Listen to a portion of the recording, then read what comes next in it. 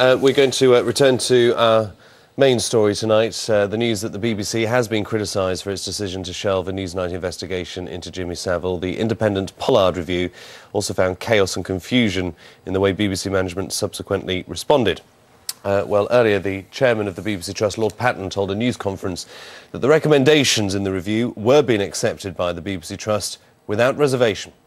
Pressed, among others, by many of you, set up the executive with the Trust's agreement, an independent inquiry into that first Newsnight programme, and it's been conducted by Nick Pollard with, in our view, considerable professional commitment. All the years of experience of a very distinguished journalist have gone into it. We are very grateful to Nick Pollard and his team for the work they've done. And as we'll say during the course of this press conference, we accept his report and the recommendations which he makes without reservation in their entirety. Lord Patton speaking earlier. Well, I'm joined now by Jonathan Gabay, who's a consultant in branding and marketing. Thanks for coming in. And the reason why we wanted to bring you in is because the BBC is a very, very unique broadcaster. It's paid for by the public, it serves the public, and it's very proud of its trust. And that's why all of this is so important, not just because it involved victims of abuse, but also it's let down the very people it's there and was established to serve. So let's just look at how the BBC has reacted initially. An independent report conducted by Nick Pollard, the former boss of an independent news organisation, Sky News, and now it's reacting to that report and accepting its criticisms. But so far, no one's been sacked.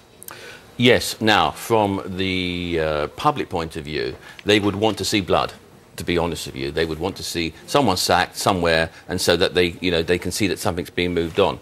But in a way, I think that what the BBC is doing from a PR point of view is a very mature thing, actually, by not sacking people. Funnily enough, yes, some people have been dismissed.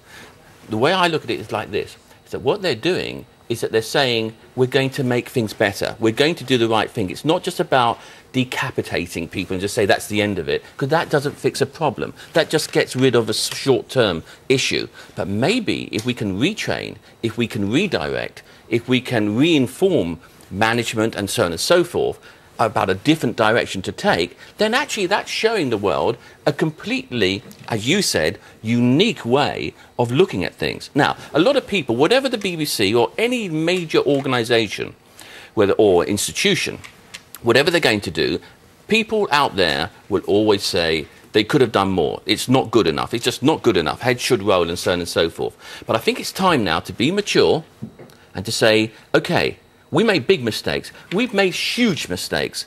But the thing is, what are we going to do internally so that people externally will regain that trust? Because at the moment, the BBC has gone from BBC to BCC, which is what? British chaos and confusion.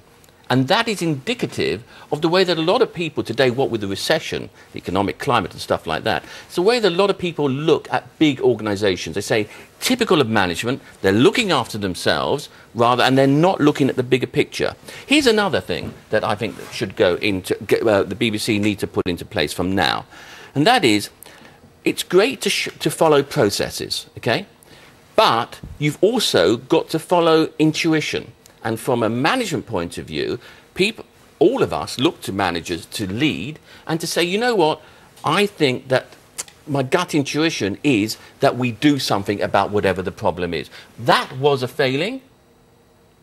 What has to happen now is that the BBC must show the world, but more importantly, their internal brand, their staff and themselves, that actually I've got a common sense head here.